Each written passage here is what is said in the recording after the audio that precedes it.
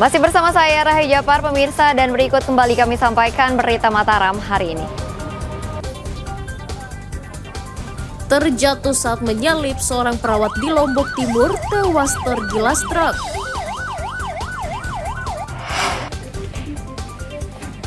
Tipu CPMI bekerja ke luar negeri, seorang ibu rumah tangga di Mataram diringkus polisi. Tidak ada pasokan, pedagang sembako di Lombok Tengah berhenti menjual minyak subsidi.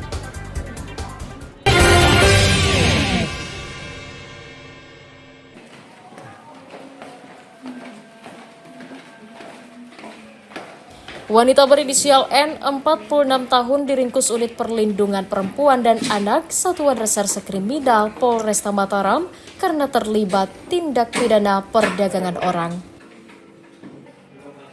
Tersangka ditangkap di rumahnya di Kecamatan Batu Kliang atas laporan korban yang tertipu janji manisnya.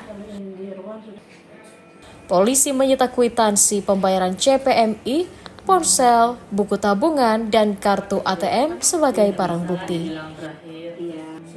Tersangka mengiming-imingi korban bekerja di sebuah restoran di negara Kuwait dengan mengeluarkan ongkos keberangkatan puluhan juta rupiah.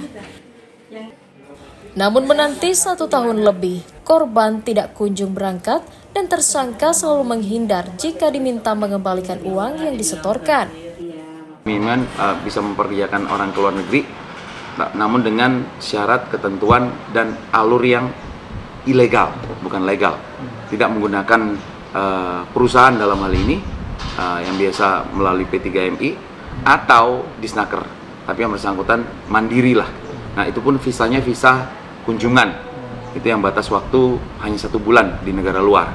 Nah, setelah itu memang harus balik lagi memperpanjang visa. Cuman itu sebagai pintu masuk mereka lah untuk bekerja di luar negeri. Tersangka dijerat pasal 2 dan 4, junto pasal 10 dan 11 Undang-Undang Republik Indonesia tahun 2007 tentang penipuan dan tindak pidana perdagangan orang dengan ancaman hukuman 15 tahun atau denda 600 juta rupiah. Awaludin dari Kota Mataram melaporkan. Pemuda berinisial JA 19 tahun diringkus Satuan Reserse Kriminal Polres Lombok Barat karena mencuri ponsel milik santri madrasah di Desa Jembatan Kembar. Tersangka ditangkap di rumahnya di Desa Cendimanik, Kecamatan Sekotong atas laporan korban. Polisi menyita 1 unit ponsel sebagai barang bukti kejahatan. Tersangka masuk ke madrasah kemudian mengambil ponsel korban yang tertidur di teras. Kejadian pada hari Minggu, di mana waktu itu korban dari sore bermain bersama dengan temannya di salah satu madrasah yang merupakan sekolahnya hingga larut malam. Jadi waktu itu dia meletakkan HP-nya juga dengan dicas, kemudian korban ini tertidur. Kemudian beberapa jam kemudian ketika korban terbangun, dia mendapati bahwa HP-nya sudah tidak ada. Bawa pulang. Terus setelah kamu bawa pulang, kamu bawa kemana HP-nya? Saya jual. Jual. Kan 2 kamu bangun nih. 1 kamu jual? 2-nya saya jual juga. Udah 2 kamu jual. Kamu jual ya, 2-duanya ya. Ada berapa kamu jual? 2. Uangnya kamu gunakan apa? Uangnya? Untuk beli jajan, keperluan saya ya. Buat sehari-hari. Tersangka dijerat pasal 363 KUHP tentang pencurian dengan ancaman hukuman 7 tahun penjara. Awaludin dari Kabupaten Lombok Barat melaporkan.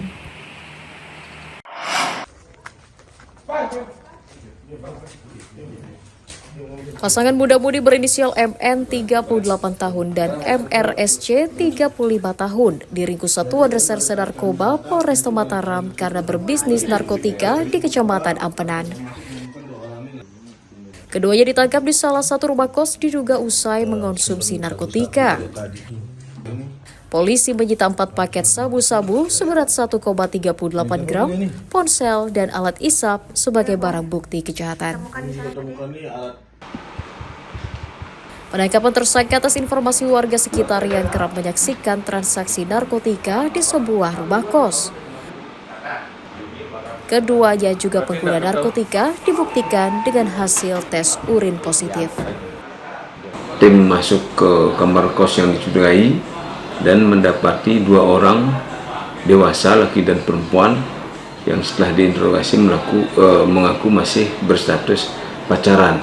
Kami menemukan 4 poket sabu siap edar yang disimpan di atas lemari kamar tersebut, dan memang diakui oleh yang bersangkutan, terutama yang terduga pelaku laki-laki, bahwa memang barang tersebut miliknya.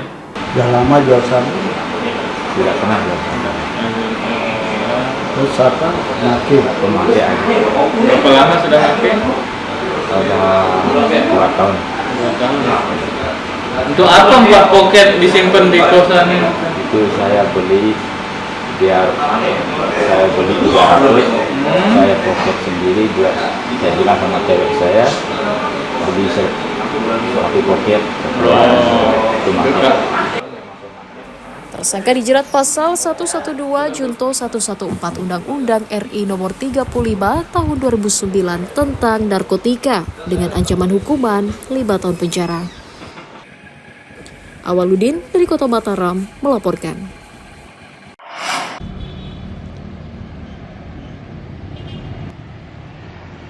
Puluhan lampu lalu lintas di sejumlah ruas jalan di Kabupaten Lombok Tengah tidak berfungsi sejak sebulan lalu. Hal itu karena lampunya mati atau terdapat kerusakan di bagian kabel listrik karena minimnya pemeliharaan. Kondisi itu menyebabkan lalu lintas kendaraan semrawut dan juga berbahaya bagi pengendara. Merespon hal itu, Pemda mengaku telah memperbaiki di sejumlah titik namun belum berfungsi optimal.